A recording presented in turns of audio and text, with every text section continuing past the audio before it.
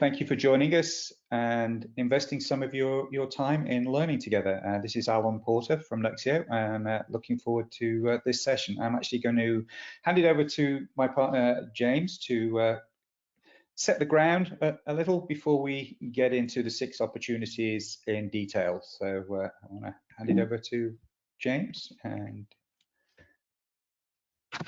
excellent. Thank you so much, Alan. Yeah, pleasure to be speaking with everyone today and looking forward to your questions and being able to help solve more of your operational needs. So it's obvious that even before our current challenge, we're already being challenged to do more with less. I think that's becoming even more evident now. But what does that really mean? So being challenged to do more with less specifically has to do with your staff and your resources.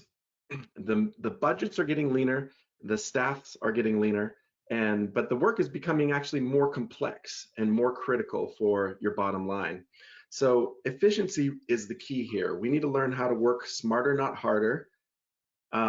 Staffing represents an organization's largest internal cost. So this is for just about every organization, but specifically operations and marketing operations. And I want to challenge everybody here just with a simple math equation. And so what is the math for campaigns and deliverables over time? Basically, what you're dealing with is the amount of staff you have times the amount of velocity that you do in your work times the complexity of that work. That is the equation that creates this total capacity over time. So we are going to take those 3 factors and figure out how we can do more with less. Next slide, please.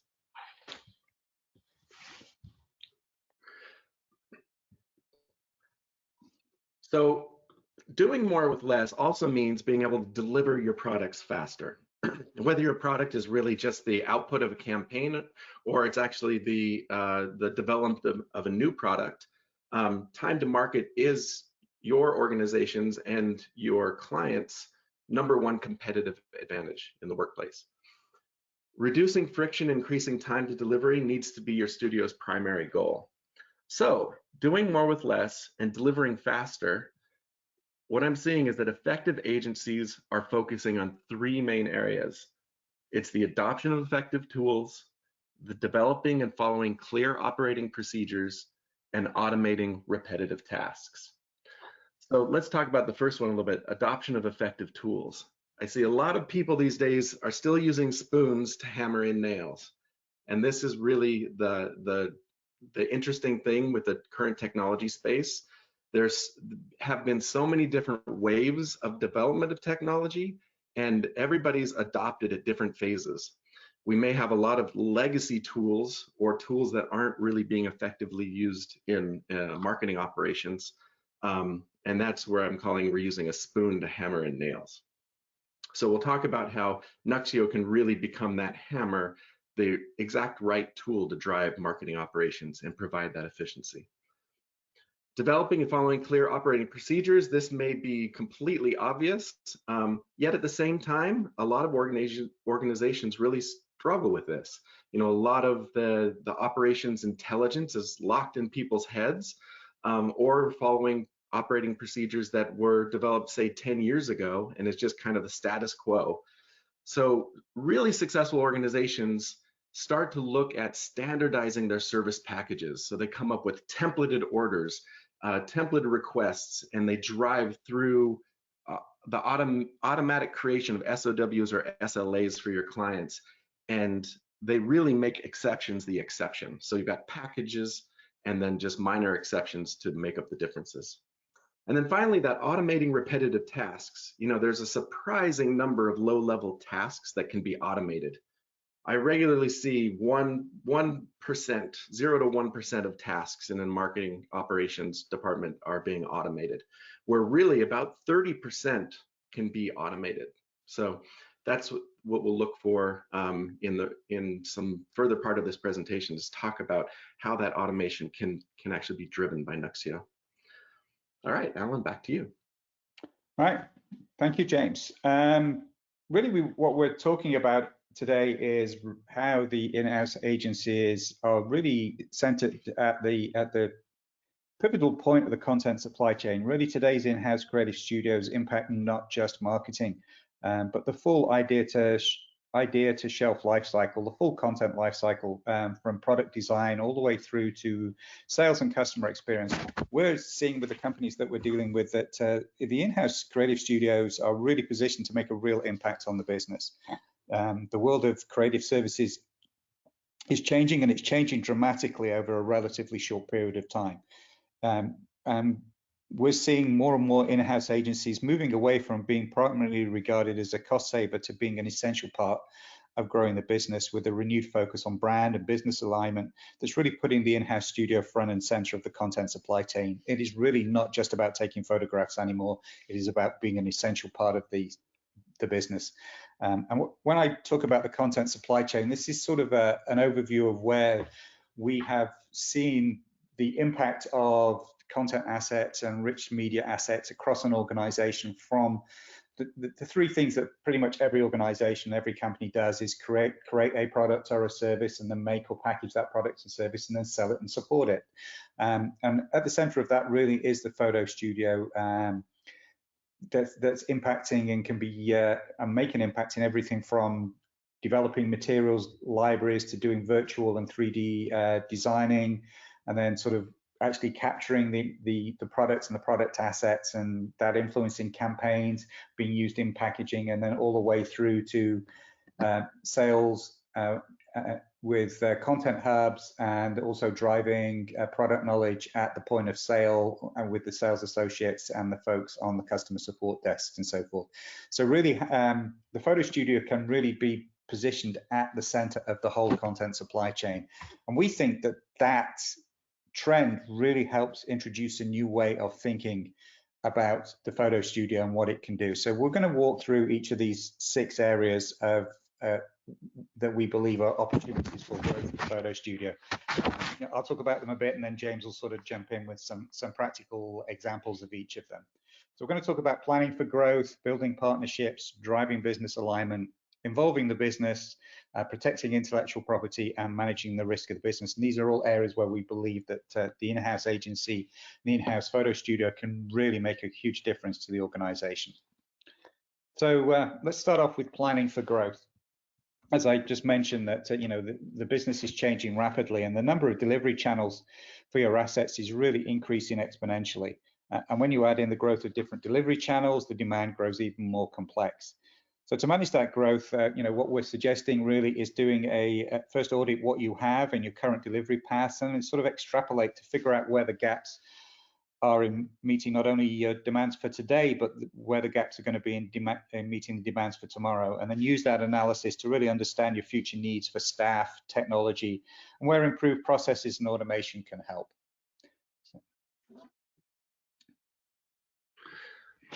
Yeah, and Alan, this is for me, this is a very interesting situation we're in, but it's really, with all the remote workforce, there's also it's pointing to marketing operations really having to drive that efficiency with a remote workforce already. Most marketing organizations these days, at a minimum, their digital teams are remote. That's very common practice.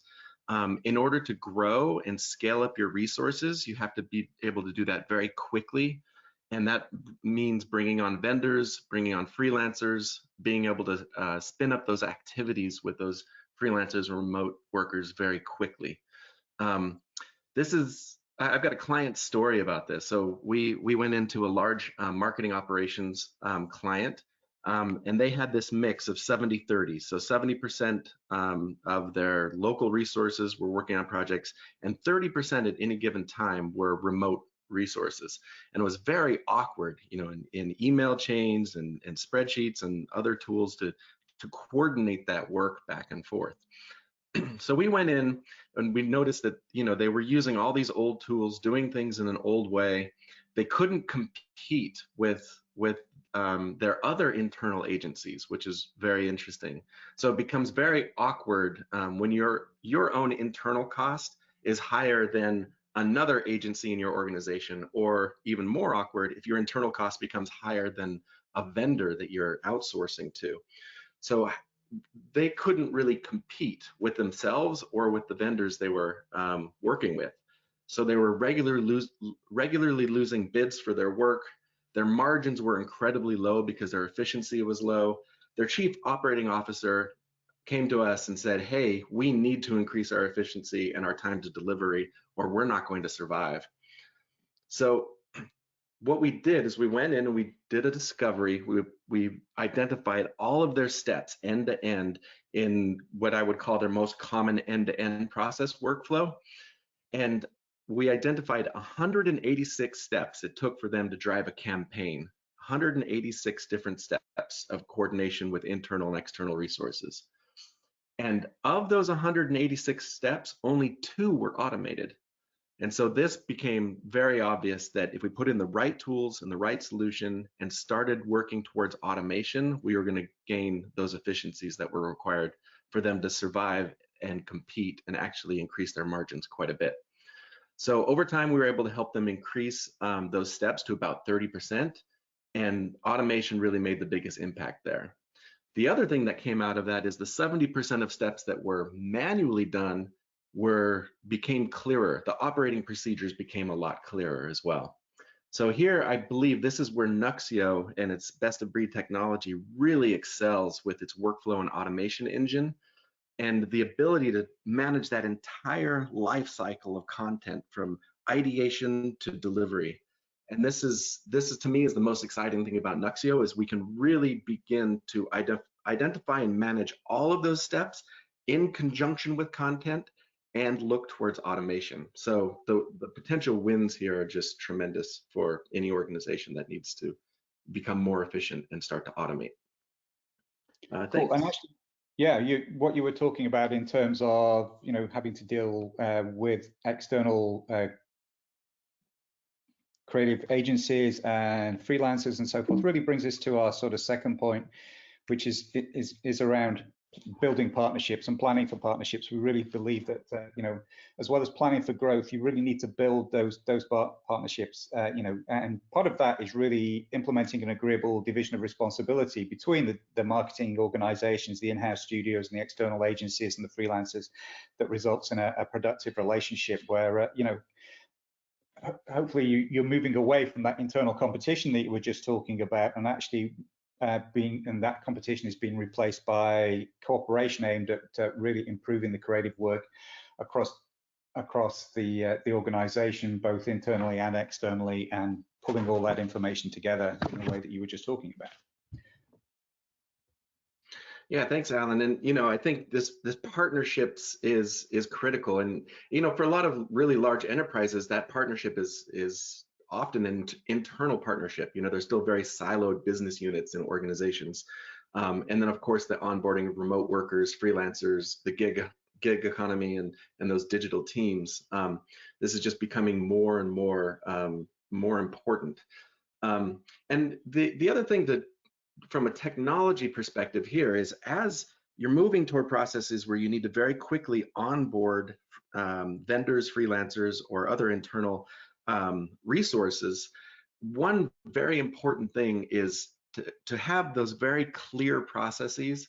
And I fundamentally believe that having a very clear targeted UX or user experience design is critical. And this is where I think Nuxeo really also provides incredible value. So many tools these days, you are only able to provide the UX that the tool provides. You know, it's a one UX for all, if you will. Whereas Nuxeo provides this low-code environment where you can very quickly create very targeted UX for just the personas and the touch points that you need. So this really clarifies the operating procedures and makes working with the tool very quick, and onboarding much easier, onboarding and training. So, and then in turn, that UX then drives the automations. So this is where I believe a regular DAM or CMS is just not going to be enough. You know, for example, if you need to have a vendor inventory database and you need to know who's available, what their capabilities are, what their capacity is, and when they're available, you're not going to find that in a DAM or CMS. You need a more robust object system in order to be able to keep those relationships and manage from the entire content lifecycle with the resources that you need when you need them. And then to be able to schedule and coordinate to task those resources immediately, and then still follow the security and governance procedures that and the guidelines that you need to follow. So this is where Nuxeo can really drive all of this. You know, the tasking, the workflows, the automations, and the real bespoke user experience for each persona. Very powerful. And interesting is you were just talking about the content lifecycle. Really driving the value of the content's lifecycle becomes even more important when you actually start connecting the assets to the other parts of the content lifecycle, which are driven by the data that's coming out of things like product information systems, PIMs, or product lifecycle management systems, which tend to be siloed. But if you take that sort of platform approach that you were just talking about, you can really create that connective tissue to drive the business alignment. And I actually think these sort of in-house agencies with their inherent knowledge of the business are ideally suited to build those connections between the content and the business systems that transforms assets from just being assets into actually rich information that can be used across every step of the digital supply chain. If you think about how your assets are used across the organization and then communicate with the other lines of business how they can be using those digital assets, from marketing to facilities design to licensing and more, and by connecting the assets to the product information with really rich metadata automation, like James was talking about, I think you can actually go a long way to driving that business alignment and making the in-house studio the center of that digital supply chain we were talking about earlier. Yeah, absolutely. And I think that, you know, the interesting thing is, you know, so many organizations we go into, we're talking to the digital asset management, the person that's responsible for their DAM system, or the chief marketing officer, and they've got maybe a couple systems. They've got a CMS, they have a DAM, they've got a work project management system. But what really surprises me is there's not this overall holistic view of what is actually driving the business alignment. And this is where I think coming in right from the beginning and having a tool that can manage that entire content lifecycle means that you can actually manage all the business objectives and alignments up front and keep track of those and the metrics behind them. Today's successful studios, they quantify and they justify themselves. If you're able to quantify and justify yourself and justify your spend and provide metrics, KPIs over exactly how you're doing and managing and providing value for the organization, and providing those dashboards and reports that provide that real-time insight to your C-level, that just keeps everybody in high visibility on the same page and ensuring that you're actually driving alignment with the business. So these studios, they define and track their contributions against their overall business strategic alignment. So when we go into an organization and we realize that they're not providing that insight to the C-level, as soon as we put that in place, they're now able to tie their activities to their KPIs. They've got real metrics against those. They've got real-time insight of what's driving and hindering their efficiency.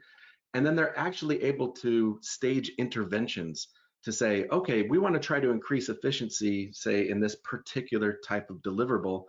Let's put in an intervention here. Let's reduce these 5 steps down to 2, and then keep track of the actual amount of time and resources that are spent to do that. And then if your velocity is very quick, you can get results on those kind of interventions tests very quickly. So within a couple of weeks, you know whether your intervention worked or not. If it didn't work, you can try a different intervention. So this kind of testing of your operations and introducing interventions and providing that strategic alignment insight just is a whole new world for marketing operations. And then they become partners with the business objectives rather than just a cost center. And again, you sort of led in nicely to the next step, the fourth step of the six, which is really involving the business. And as you said, positioning yourself as a essential part of the business.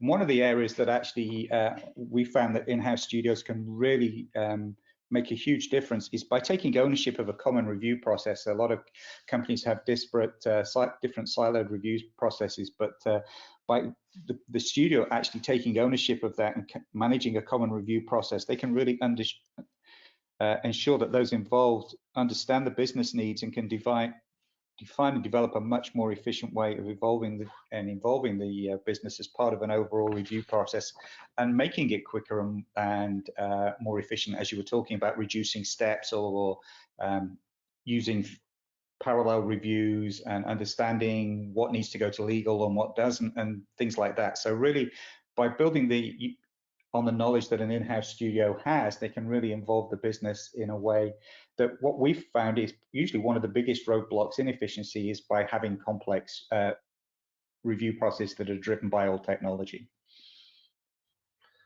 Yeah, I couldn't agree more. You know, I mean, actually, you've got your velocity and you've got the work that you're doing and the deliverables and the milestones and touch points. But really what that's about is developing something and getting very quick review, feedback, and approval. And then providing the UX dashboards for people to be able to know exactly what is the most high priority and what needs to be done in this moment. And if everybody has those dashboards and notifications from their own perspective, they know immediately when something's ready for review or approval and can be done.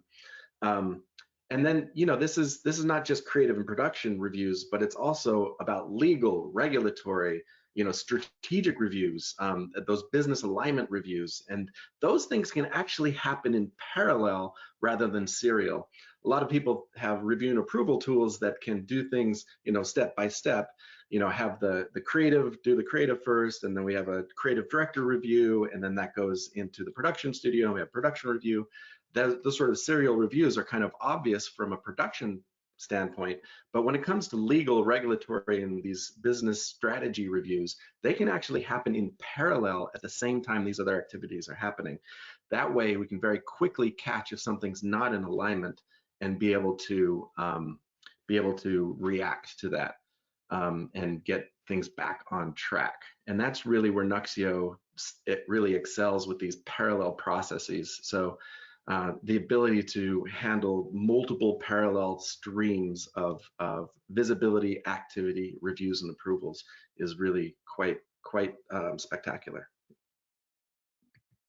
And the fifth area where we think we believe that in-house studios can really excel and make an area is an area that's actually often overlooked. If you think about it, the in-house studio is the area where a lot of the intellectual property in a company actually comes together. It's the central point where the intellectual property of a company is collected and organized. But unfortunately, that's often overlooked. But yet, many major brands estimate their worth of their intellectual property in billions of dollars, but it tends to be spread around the organization. We actually have, we have a couple of major brand clients who use the platform just to manage their intellectual property. And I believe really that the creative studio of any company is really the place where this comes together, as I mentioned. And I think the studios are in a great position to really define the brand narrative and experience by managing and controlling the assets and the access to and use of intellectual property assets. I think this is a great opportunity for photo studios to really step up and make themselves the center of the business. Yes, absolutely. And you know, more than ever these days is these intensive security practices. So we're dealing with more highly sensitive intellectual property that needs to be protected, embargoed content. We do a lot of work with the media and entertainment industry, and that industry for all the pre-release material, you know, for movies or shows that are coming out is extremely sensitive material, and that really needs to be protected. So what organizations in these high security situations, you know, have done historically is they really just have local on-prem file servers with, you know, user groups that are only allowed to access them, or maybe just certain machines in certain rooms that are able to access this content. That's a very old way of doing things. And if we're taking this new model for growth, business alignment, and needing to expand a remote workforce, freelancers and vendors that need to be in working on this type of sensitive content, that challenge can be very extreme, and it can maybe not even be possible with certain solutions. And so this is where, I believe Nuxeo really shines, is the ability to keep these tight security restrictions and capabilities, whether you're dealing with HIPAA, FISMA, FERPA, GLBA, or GDPR. There's just so many different standards that you need to work with.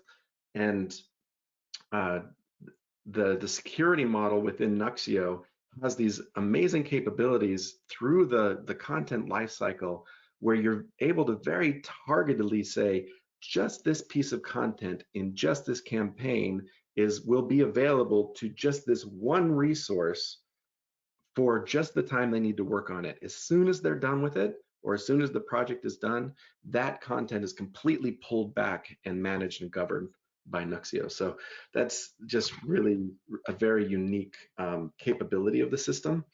And that really speaks to these security access definitions and these critical points of content in the lifecycle.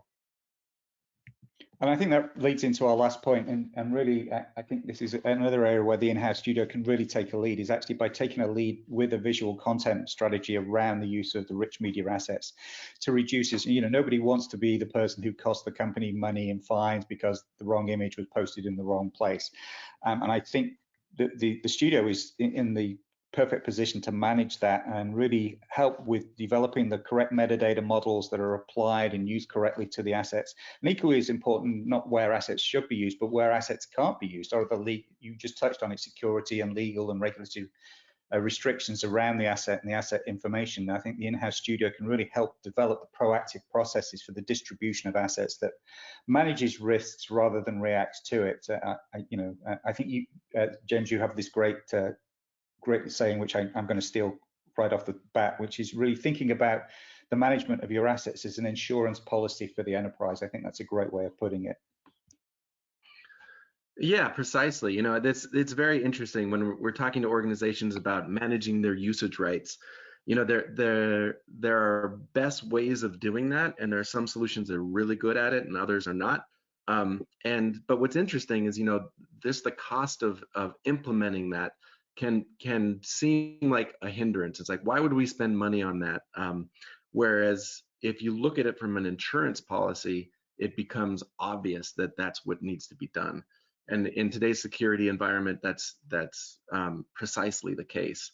And then Nuxeo's ability to drive these automation chains allows you to do some amazing things. There are tools out there where you can say, I'm going to deliver this to a particular vendor so he can work on it, or I'll deliver it to a sub agency, so the CMO, she can get this whole part of the digital process done and get it back to us. Those pieces of content can actually be delivered with tools that have digital watermarks that say, okay, I gave this exactly to this person. So you have a complete audit trail of exactly where a piece of content has been, who has it been given to, and you're really keeping that audit trail and that chain of custody, if you will, in very clear order. Or implementing, if very extreme situations, you can implement these DLP solutions. And this is where you have a special browser plugin where the content is completely encrypted. You can't even see it unless you have this browser plugin that allows you to see the content. So you can do some amazing things with the Nuxeo low-code and object development environment that would be unthinkable with other systems. And I just think that type of insurance policy is invaluable. Great, thank you. And that's a great way of, I think, rounding out what we believe the 6 steps or the 6 opportunities that there are for the studios to excel, and sort of just pulling that together. We talked a little earlier about pulling the content and the data together and actually, making those business alignments. If you sort of, this this is not the Nuxio UI, but it gives you a good sort of feel for how that sort of can look. We're all used to having the general image metadata around the technical information, and maybe apply some standard AI to take a look at what's within an image. But when you actually start linking that and building that connective tissue and that business alignment and those engagements that we've been talking about, you can start pulling in things like what are the related products, what's the SKU number for the folks on the sales floor, how does that pull together? So by pulling together the data from the systems that are not currently integrated and associating that with the media assets, you get to the point where really project teams can really collaborate across that complete content lifecycle with a complete set of information in one unified space. And really that's, if you like, the heart of the Nuxio platform approach, is pulling and developing that connective tissue, the workflows and the security and things that James has been talking about in practical implementations. And I'm sort of going to hand it back to James to sort of talk through what that integration process looks like. Yeah, sure. Thanks, Alan. Yeah, I completely agree. I mean, the thing I'm so excited about with Nuxio is that we've had this like promise of technology for just in the marketing operations, for example. We've had this promise of technology for maybe the last 10, 15 years that really, in fits and spurts, has had a difficult time really coming to fruition. And I really see this platform that Nuxio has and all the capabilities, because it goes far beyond DAM, it goes beyond CMS, it goes beyond a PIM or work management, task management, but really is a core platform to really orchestrate all of that in very bespoke UX ways for very specific teams. And that same tool can be used to go through an entire organization. It doesn't have to be just creative marketing operations. It could be part of product lifecycle development. It can be part of any other part of the organization that needs to develop their processes, keep people on track and aligned with the business. So this is where IO Integration, being a partner with Nuxio, we would come in and really from the get-go do a discovery. So this is a true like business analysis discovery. We come in, we find out what your pain points are, we identify your challenges, we interview the teams, and we come up with a map of all your team's challenges and pain points and how to, in phases, develop very bespoke UX and automated process chains that will drive each of those teams' workflows and requirements. So this is where we come into the consulting and the discovery. And then from that, we identify, the different phases and exactly what needs to be developed from immediately as an MVP. We can do that very quickly, get Nuxio up and running very quickly, and then get ourselves into these 3-week agile cadences where we gather the backlog and the use cases, and we actually drive, and you as a business get to define exactly what you want delivered every 3 weeks. And so this is a very also unique thing about Nuxio, is that you can very quickly say, you know what, I need this immediately.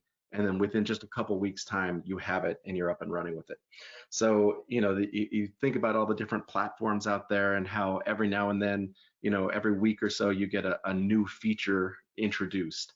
You're essentially doing the exact same thing, but from your own organization, your own bespoke processes and needs. You're managing and developing your own platform that drives exactly what you need. And we help you figure out exactly what that is and how it would happen and make it happen for you.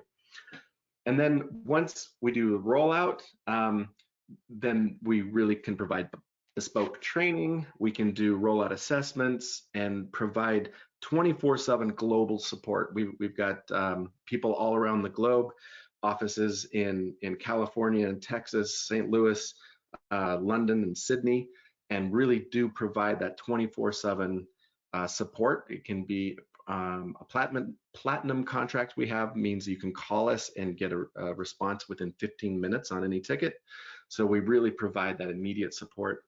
And then just moving forward, always constantly staying in contact with our customer success team and making sure that you have exactly what you need and you're doing the optimizations that you want and need to be doing. So this is, this is our customer journey. It fits in extremely well with Nuxio, and I've never been more excited about a particular technology platform. To me, it's kind of like the electric car or the teleporter. I'm really enjoyed Nuxio a lot. I think that's going to be our new tagline, with the electric car and the teleporter of. Thank you, James. Thanks for your enthusiasm. Thanks for your the conversation today. I think that was really useful and insightful. And it's always great to hear some practical applications of the theory and the ideas. So thank you for that. And thank you all for listening. That sort of ends the more formal part of today's webinar. I think we're going to throw it back to Rob for some see if there's any questions.